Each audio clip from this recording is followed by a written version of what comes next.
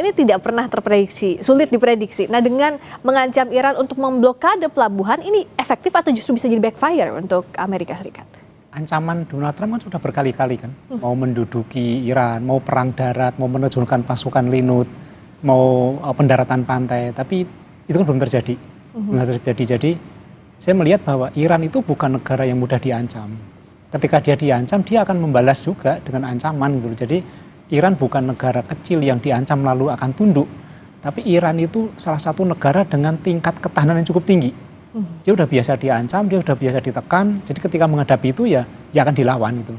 Nah, ini problemnya adalah ketika nanti Iran menanggapi ini, kemudian Amerika benar-benar melakukan blokade, ini dampaknya kan bukan hanya pada Iran dan Amerika, dampaknya seluruh dunia. Nah, ini yang kita takutkan sebenarnya ketika nanti benar-benar terjadi blokade itu, lalu 20% minyak dunia terhambat, perdagangan terhambat, itu dampaknya terhadap ekonomi dunia sangat buruk saya kira. Dan ini harus dicegah itu loh. Tapi di dalam peristiwa seperti ini sebenarnya ada istilah yang bisa kita ingat-ingat, itu istilah cui bono atau istilah bahasa Latin yang artinya siapa yang diuntungkan dari peristiwa ini. Nah, kalau kita melihat sini ada nggak sih yang diuntungkan itu loh. Jangan-jangan yang diuntungkan tuh bukan dua aktor ini, bukan Amerika, bukan Iran, tapi ada aktor lain yang diuntungkan. Israel misalnya, ya kan, dia menggunakan tangan Amerika untuk melawan Iran. Atau Cina misalnya, ketika dia sekarang ternyata melakukan pembelian minyak yang dijual bebas oleh Iran. Jadi sebenarnya di dalam setiap konflik ini ada istilah siapa sih diuntungkan itu. Nah, pihak-pihak yang diuntungkan itu bisa saja memelihara situasi ini. Ya, dan itu sebenarnya yang tidak diharapkan karena bicara siapa yang diuntungkan dengan yang dirugikan jauh lebih banyak yang dirugikan. Nah, dan langkah Amerika Serikat untuk memblokade pelabuhan Iran kan jadi pertanyaan. Kalau dikatakan bahwa Selat Hormuz ini harusnya bisa dilintasi oleh negara-negara lain sesuai hukum internasional, tapi dengan langkah Amerika Serikat memblokade pelabuhan, apakah ini justru menyalahi hukum internasional? Kalau secara UNCLOS, saya akan tanya ini ke Pak Jaka, tapi sebelumnya kita akan dengarkan terlebih dahulu Kumandang Azan Maghrib bagi wilayah DKI Jakarta dan sekitarnya berikut ini. Kami masih bersama dengan pakar militer dan intelijen dari Universitas Indonesia Stanislaus Rianta dan Guru Besar Hukum Internasional UGM Heribertus Jaka. Saya ke Pak Jaka. Kalau dari sisi hukum internasional, kita tahu kalau untuk pengaturan maritim internasional ada UN Convention on the Law of the Sea atau UNCLOS. Sebenarnya apa yang membedakan secara aturan antara penutupan Selat Hormuz yang disebut sebagai retaliasi Iran atas serangan Amerika Serikat dengan upaya blokade Amerika Serikat terhadap pelabuhan Iran? Yang pertama yang harus kita pahami adalah UNCLOS itu berlaku di masa damai. Artinya apa? Ketentuan UNCLOS itu mengikat hak dan kewajiban hukum kepada negara peserta UNCLOS dalam situasi damai. Pada saat sekarang ramai diperdebatkan terkait dengan blokade. Kita harus meluruskan istilah blokade ini adalah nomenklatur yuridis di dalam ketentuan hukum humaniter internasional, khususnya sebagai cara peperangan atau konflik bersenjata di laut. Maka berlakulah yang disebut sebagai law of the naval warfare. Sehingga kalau kita lihat blokade itu adalah cara berperang di laut yang ini memiliki area cakupan institusionalisasi yang spesifik dan berbeda dalam situasi damai. Dengan demikian, ketika kita mendiskusikan kondisi saat sekarang di Selat Hormuz, tentunya kita harus kembali pada indikator situasional. Pertama, saat sekarang terjadi armed conflict di antara para pihak secara faktual yang statusnya adalah terjadi gencatan senjata, ya, yang nanti akan berakhir sampai tanggal 21 April. Sehingga kata-kata blokade, apapun yang disampaikan itu belum mencapai kualifikasi atau karakteristik blokade sebagai cara berperang di laut yang sah menurut hukum humaniter internasional yang dasarnya itu sudah menjadi kebiasaan internasional. Deklarasi Paris 1689 misalnya, Deklarasi London 1906 misalnya, Konvensi Jenewa 1949, Additional Protocol 2, dan San Remo Manual itu mengatur bahwa yang namanya blokade itu adalah cara berperang yang harus memenuhi kriteria. Satu, harus ada pernyataan resmi terlebih dahulu. Kalau kita lihat sampai saat sekarang itu belum ada pernyataan resmi baik dari Amerika ataupun dari Iran yang menyatakan bahwa mereka dalam kondisi menggunakan kekerasan bersenjata di laut sehingga blokade digunakan sebagai metode pertempuran mereka selain pertempuran menggunakan sea platform, alat-alat atau kapal di laut, yaitu blokade. Nah, blokade ini juga harus diumumkan supaya semua pihak mengerti, memahami. Test case-nya adalah kita bisa melihat di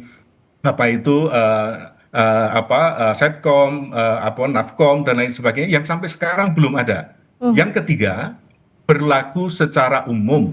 Artinya apa? Tidak ada kapal perang, tidak ada kapal sipil atau komersial yang boleh melintasi area itu yang sudah ditentukan koordinatnya.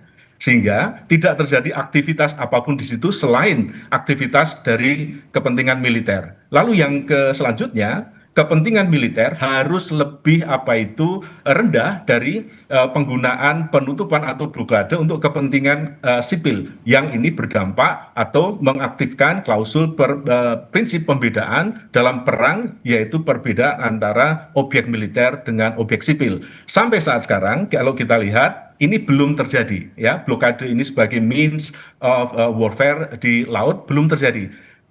Kami menduga nanti kalau misalnya perundingan ini tetap backlog dan lain sebagainya sampai nanti tanggal 21 April kalau terjadi pengumuman resmi kita bisa cek ya di berita dan juga dilaksanakan pemberitahuan di koordinat manapun yang itu adalah ditutup, maka blokade itu sah menurut hukum internasional. Namun demikian saat sekarang kalau ini dinyatakan ada blokade, tentunya ini adalah bunuh diri bagi Amerika ataupun Iran. Kenapa? Karena secara hukum ini melanggar ketentuan hukum internasional, ya. Nah, sehingga para pihak pasti masih akan menahan dan ini kan semacam tarik ulur ketentuan diplomasi yang masih berjalan sampai nanti tanggal 21 April. Kalau sampai nanti terjadi blokade, saya memastikan yang pertama kali menyatakan blokade dialah yang paling akan rugi dalam situasi ini. Karena satu, secara legal dia bertentangan dengan hukum internasional, terutama clause, lalu otoritas legitimasinya itu tidak didasarkan pada ketentuan yang paling kuat melalui resolusi Dewan Keamanan PBB misalnya. Lalu yang ketiga, dapat menimbulkan yang namanya pertanggungjawaban negara. Ini harus dipikirkan ulang dari sisi hukum. Lalu yang ketiga, kita juga harus ingat bahwa pernyataan perang dengan menggunakan blokade itu harus disetujui oleh misalnya approval dari House of Representatives di Amerika, yang saya kira ini menjadi perhitungan besar buat Trump untuk melaksanakan blokade militer ini. Lalu dari sisi politik saya kira ini juga bunuh diri massal. Kenapa? Kalau Amerika ataupun Iran melakukan blokade terhadap Selat Hormuz, ini akan menjadi jurisprudensi negatif terhadap kepatuhan hukum internasional terkait penggunaan selat yang digunakan untuk kepentingan internasional. Yang ini akan berdampak buruk terhadap penggunaan selat-selat yang lainnya, yang ini bisa membawa negatif jurisprudensi terhadap kekuatan-kekuatan besar yang dapat semena-mena menggunakan selat used for international navigations untuk kepentingan mereka sendiri. Kalau lebih banyak mudarat ya tadi, siapapun negara yang menyampaikan blokade, Pak Stanis melihatnya apakah Amerika Serikat artinya sampai sekarang hanya di tahap ancaman saja? Karena kalau itu dilakukan sebenarnya tidak sesuai dengan objektif perang di awal untuk membuka Selat Hormuz atau misalnya untuk mengganti rezim di Iran. Ini kan sangat jauh sekarang apa yang dilakukan oleh Amerika Serikat. Ya, Trump menghadapi banyak ancaman sebenarnya. Selain Iran, dia juga menghadapi ancaman dalam negeri kan, soal politik, soal ekonomi, dan nanti blokade ini kan saya sepakat dengan Prof. Jaka tadi, kalau nanti ditolak oleh pihak Amerika sendiri itu mungkin terjadi. Jadi ancaman itu dilakukan oleh Trump. Jadi tahapannya di sini sebenarnya bukan perang senjata, tapi namanya push prop, perang urat saraf dan propaganda. Jadi mereka saling propaganda, saling urat saraf. Ini saya akan blokade. Itu kan Iran mengklaim itu, kemudian Amerika juga mengklaim itu. Jadi mereka saling perang urat saraf. Kita tidak akan membela Amerika, tidak akan membela Iran ya. Kita membela perdamaian dan membela kemanusiaan. Posisi kita seperti itu. Jadi siapapun pihak yang menggunakan senjata untuk melawan pihak lain, tentu kita tidak bela. Kita akan mendorong untuk supaya terjadi perundingan. Nah, Amerika sebenarnya ketika perundingan itu gagal kemarin, kita sudah memprediksi. Perundingan pertama itu pasti seperti itu. Tidak langsung deal ya, karena tidak diawali dengan lobby-lobby. Biasanya kan ada pihak yang lobby di balik layar. Ketika itu langsung beli, itu tidak akan berhasil. Nah, ini sebenarnya kesempatan untuk melobi kembali supaya terjadi keseimbangan antara tuntutan dari pihak Amerika dan tuntutan dari pihak Iran. Nah, kalau itu tidak dilakukan, yang terjadi adalah perang saraf. Itu yang sekarang terjadi kan. Ya. Jadi saya kira saya melihat bahwa ini ancaman, gertakan. Dan nanti akan disusul dengan perundingan-perundingan lain dan akan lebih mudah lagi perundingan ketika ada pihak lain yang mendampingi. Seperti kemarin Pakistan. Ketika nanti ada pihak lain yang mendampingi itu akan lebih clear perundingannya. Tapi kalau masih hanya mereka berdua, apalagi ada provokasi dari Israel misalnya, itu akan sulit dilakukan. Dan itu yang kita lihat juga kemarin saat perundingan di Islamabad, saat ada komunikasi antara JD Vance dengan Netanyahu, itu selesailah perundingannya, tidak ada kesepakatan, ada poin-poin yang akhirnya hampir sepakat, tapi pada akhirnya melebar dan tidak mencapai kata oke dalam perundingan itu, Prof. Jaka. Nah, dalam kondisi seperti ini, apakah yang harus dilakukan kedua pihak, siapa yang bisa jadi mediator? Apalagi kalau bicara soal Selat Hormuz, banyak negara-negara yang sudah gerah juga, karena sebagai 20% urat nadi perlintasan energi di sana sampai sekarang ini masih terganggu begitu, Prof. Ya, saat sekarang kondisinya para pihak berhenti berbicara. Faktual, Islamabad juga mengambil posisi itu. Artinya para pihak sudah kembali ke negaranya, tetapi jangan lupa bahwa channel-channel diplomatik itu terus berlangsung. Ya, terus berlangsung untuk tadi seperti kata Pak Stanislaus, itu mereka mengkomunikasikan kemungkinan-kemungkinan terburuk dari pilihan-pilihan terburuk yang menjadi pilihan terbaik. Artinya apa? Rational choices itu sedang mereka godok sampai nanti tanggal 21 April. Sekarang kalau kita lihat, pertanyaannya adalah bagaimana pihak ketiga yang selain Pakistan yang menjadi mediator. Saat sekarang kan kita bisa kembali ke histori awal, misalnya Oman, misalnya Qatar itu kan sudah menyuarakan satu kekhawatiran kawasan yang bisa menjadi dukungan untuk Pakistan melaksanakan apa yang disebut sebagai trilateral ataupun multilateral talk yang menjembatani antara Amerika dengan Iran. Dan kita harus ingat juga posisi Pakistan saya kira tetap akan memainkan peran yang penting. Pertama, kalau kita ngomong Selat Hormuz, dia adalah koordinator wilayah administrasi kelautan ke-9 dari 16 peta wilayah laut yang ada di dunia. Sehingga dia masih akan tetap menjadi perhitungan sebagai koordinator lapangan terkait dengan pelaksanaan keselamatan, keamanan, penggunaan Selat Hormuz di wilayah teluk yang ada di Selat Hormuz. Sehingga sekali lagi keterkaitan Pakistan dengan Iran yang dia berbatasan secara langsung, dia memiliki kedekatan militer dengan Amerika, dan dia memiliki kepentingan bahwa dia juga mengembangkan teknologi nuklir bersama-sama dia sebagai koordinator keamanan keselamatan Selat Hormuz. Saya kira ini tetap akan menjadi anchor ataupun jangkar penarik untuk tetap dia menjadi mediator yang paling efektif untuk menyelesaikan sengketa yang ada di Selat Hormuz saat sekarang. Karena sebenarnya kalau dilihat apakah perbandingannya Pak Stanis menggunakan kekuatan militer ataupun upaya diplomasi, masih upaya diplomasi yang harusnya dikedepankan ya dalam kondisi sekarang? Harus seperti itu, karena upaya militer itu akan menciptakan bencana. Jadi perang itu pasti dampaknya bencana. Apapun bentuknya ya, tidak ada diuntungkan dari perang, itu pasti bencana. Makanya harus dibawa ke upaya diplomasi. Tapi kita lihat bahwa Trump kan menghitung ini, kalau misalnya dia jadi melakukan upaya militer, kan dia menggeser areanya dari serangan darat menuju serangan di laut. Karena apa? Pesawatnya udah jatuh. Tentaranya juga kita nggak tahu apakah mampu menghadapi perang di Iran yang mereka sudah menyiapkan 1 juta milisi, belum tentu kan. Makanya menggeser ke laut supaya nanti perangnya antar kapal dengan kapal atau senjata dengan senjata, yang secara di atas kertas Amerika diunggulkan karena di global air power dia nomor 1, sementara Iran nomor 15 atau 16, selisihnya jauh sekali. Dia menggeser itu dan sambil dia punya kartu truf kepada dunia, ini tak tutup. Kalau Anda nggak mendukung ini berbahaya. Dia kan akan melibatkan pihak internasional, pihak lain supaya mendukung dia. Ya, tapi di tengah ancaman Amerika Serikat ini yang menariknya, sekutu Amerika Serikat bahkan di NATO tidak ada yang mendukung posisinya sekarang. Seperti tadi Inggris, PM Keir Starmer mengatakan bahwa tidak akan bergabung begitu dalam upaya blokade yang dilakukan oleh Amerika Serikat. Nah, bagaimana peran sekutu ini juga untuk menghentikan adanya perang di wilayah laut menjadi upaya diplomasi? Kita akan bahas di Sapa Indonesia Malam sesaat lagi.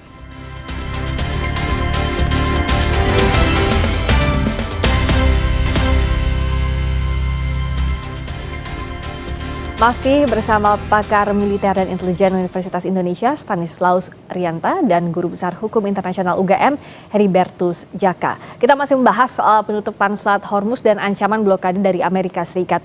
Tapi sampai sekarang Pak Djaka, Prof Djaka, kita tadi sebelumnya bahas tidak ada satupun negara NATO yang secara tegas akan berada di sisi Amerika Serikat soal ancaman blokade di pelabuhan Iran maupun di perairan Hormuz. Satu, NATO itu memiliki keterbatasan dari sisi legal, satu. Lalu juga ada keterbatasan dari sisi politik, dua. Lalu juga ada kepentingan-kepentingan praktis yang berbeda di antara negara-negara anggota NATO. 32 negara anggota NATO itu ketika dia ikut terkait dengan satu actions atau military actions harus disepakati bulat bersama-sama. Saya kira ini belum terjadi di konteks armed conflict antara Amerika dengan Iran. Satu itu. Lalu yang kedua, kalau kita lihat diversifikasi suara dari sisi kepentingan politik negara-negara anggota NATO, diversifikasinya itu kan ada yang nolak keras, nolak ragu-ragu, ya, setengah hati terjadi. Lalu juga nggak jelas posisinya gitu ya. Nah, ini juga menjadi satu pertimbangan ketika kita menentukan alasan yang ketiga bahwa kepentingan masing-masing negara anggota NATO itu juga berbeda terkait dengan penggunaan Selat Hormuz dari sisi kepentingan ekonomi, politik, sosial, dan juga pertahanan. Saya kira belum gabung karena ya memang belum ada justifikasi dari tiga hal ini yang bisa membenarkan NATO untuk gabung bersama dengan Amerika untuk memblokade atau melaksanakan tindakan bersama-sama di Selat Hormuz ini. Ya, belum ada landasan atau ikut bersama Amerika Serikat dalam perang melawan Iran ini. Dan bagaimana juga Pak Stanis melihatnya sampai sekarang, sampai bahkan Trump mengancam bahwa akan undur diri aja dari NATO, atau Israel mengatakan bahwa negara-negara Eropa ini nggak dalam satu posisi ini, padahal perang ini untuk Eropa, tapi tampaknya tidak ada yang merasa bahwa perang ini untuk mereka. Ya jangankan negara Eropa, kan internal Amerika pun banyak mengatakan ini perannya Trump, bukan perannya Amerika. Itu pertama. Kemudian negara NATO, saya kira itu berpikir dari aspek strategis saja, bahwa Iran itu mempunyai senjata yang mampu menjangkau wilayah negara-negara NATO. Kalau dia ikut serta membela Amerika, itu bahaya. Iran bisa nekat juga. Makanya itu sebenarnya yang dikhawatirkan negara NATO. Saat ini negara-negara NATO lebih baik dia wait and see saja. Ya. Mereka mungkin tidak dirugikan secara langsung ya di luar aspek ekonomi kan, tidak kena tindakan langsung. Tapi kalau mereka terlibat, dampak itu kan lebih parah. Ya. Jadi mereka meminimalisir dampak dengan tidak terlibat di dalam perang itu. Saya kira siapapun presidennya atau siapapun kepala negaranya di NATO akan mengambil sikap itu. Jadi memilih untuk tidak terlibat sambil tetap mengamati. Karena cukup berbahaya ketika mereka terlibat, apalagi membela Amerika, rudal Iran bisa menjangkau mereka. Kalau organisasi Fakta Pak Stanislaus, saya memotong. Silakan. Kalau toh nanti Amerika melakukan blokade, NATO saya berani jamin pasti dia cuma akan memberikan statement kami prihatin. Pak Djaka melihat seperti itu, tetap prihatin karena memang itu bukan langkah yang tepat ya Pak Djaka ya, tidak menguntungkan. Betul. Tidak menguntungkan dari sisi hukum, dari sisi politik, dan untuk kepentingan eksistensi dari NATO. Kalau dia nanti berani mengambil tindakan itu, ingat sentimen negara-negara pasca atau bekas Pakta Warsawa itu juga menjadi sebuah kebangkitan jenazah yang sudah mati, dan ini bisa membangkitkan sentimen untuk melawan NATO. Hati-hati dari sisi geopolitiknya. Betul begitu Pak Stanislaus? Iya Pak. Iya, Pak, bagaimana? Ya, saya kira itu, dan ini akan berbahaya bagi Amerika, dan harusnya Trump menghitung ini. Jadi ancamannya tidak dari dalam negeri, juga nanti kalau dia mengancam NATO bisa berbalik. Tidak akan yang mendukung Amerika. Saat ini faktanya sudah sampai 1 bulan lebih, hampir 2 bulan, belum ada negara-negara NATO yang secara ya menyatakan dukungan pada Amerika, nggak ada. Bahkan di balik layar kita tahu bahwa negara lain yang cukup besar, Rusia, Cina, itu disebutkan bahwa justru malah mendukung secara diam-diam kepada Iran. Ya. Dan yang menariknya juga bagaimana negara-negara di kawasan Teluk. Kita tahu di awal perang ini terjadi yang memang dekat ke Amerika Serikat, kita katakanlah Uni Emirat Arab, waktu itu Qatar, mulai menyerang Iran tanda kutip. Jadi mereka lebih mendukung Amerika Serikat. Tapi tampaknya saat perang ini bergulir sudah 1 bulan, tidak demikian Pak Djaka. Tapi kalau perang ini terus-terusan terjadi, negara di kawasan Teluk pasti akan kena imbasnya. Nah, apa sebenarnya yang bisa dilakukan dalam kondisi seperti ini? Ya, yang pertama kita juga harus bisa melihat situasi kepentingan Selat Hormuz perang ini terhadap stabilitas kawasan.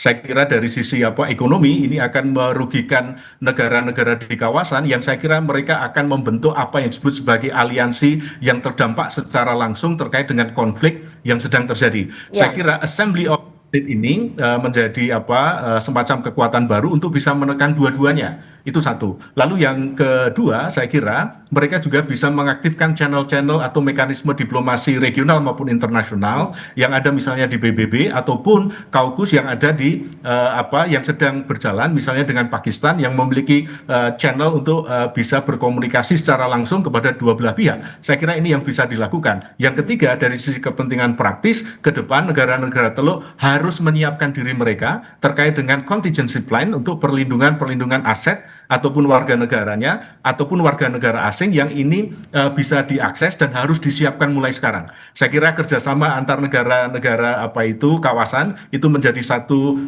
hal yang krusial untuk segera dilakukan sehingga mereka siap untuk memitigasi risiko dan juga menjadi sebuah kesiapsiagaan bersama di kawasan itu. Termasuk juga keberpihakan negara Teluk ini sangat penting ya Pak Stanis.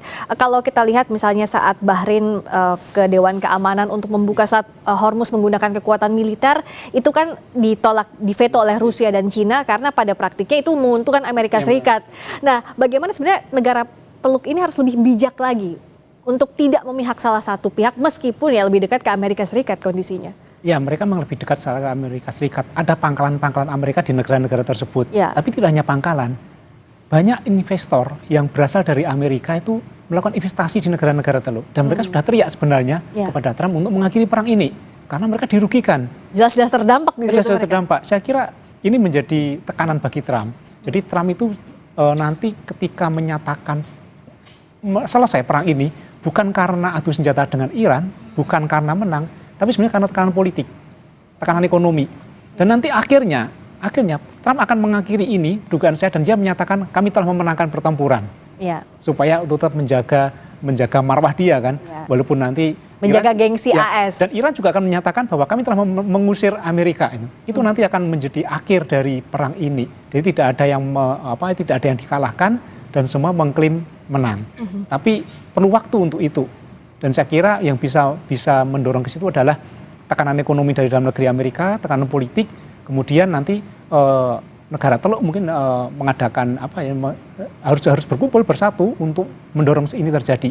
Dan tentu juga didorong oleh negara-negara besar yang menjadi aktor di balik ini seperti Cina, Rusia, kemudian Israel juga harus mendorong ini supaya terjadi. Tapi how long ya, berapa lama harus menunggu waktunya, karena sebulan lebih saja sudah banyak yang goyang, apalagi di Asia juga terkena, tidak hanya Eropa ataupun negara kawasan Teluk saja. Ya sebenarnya perang itu kan bisa dihitung kan, satu hari butuh berapa duit, ya kan, butuh berapa peluru, butuh amunisi.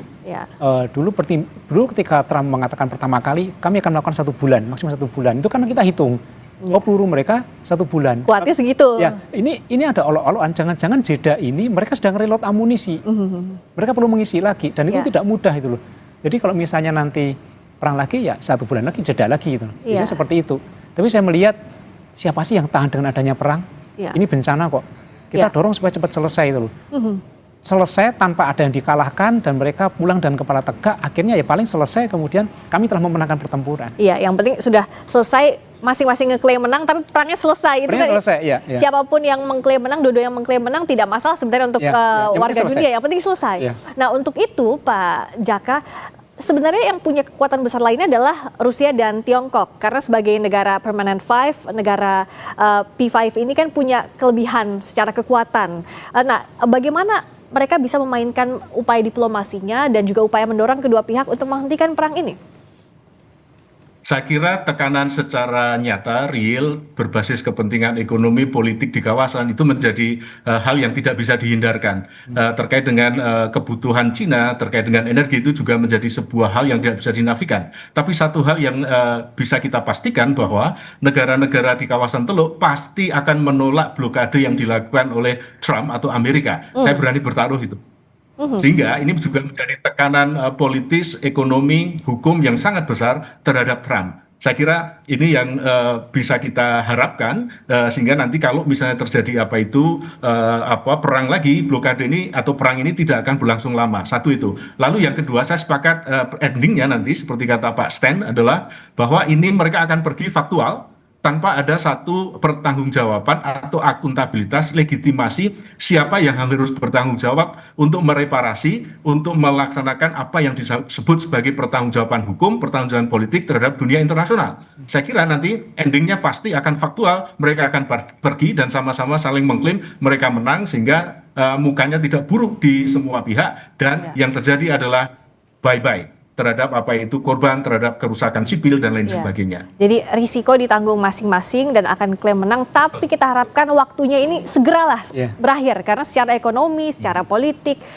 apalagi bicara soal perang tidak pernah akan ada yang diuntungkan, terutama warga sipil yang semakin banyak korbannya, semakin lama perang terjadi. Itu yang kita harapkan, perang segera berakhir. Jangan sampai ini berlanjut. Terima kasih pakar militer dan intelijen Universitas Indonesia, Pak Stanislaus Rianta, dan juga Guru Besar Hukum Internasional UGM, Heribertus Jaka. Pak Jaka juga terima kasih. Selamat malam.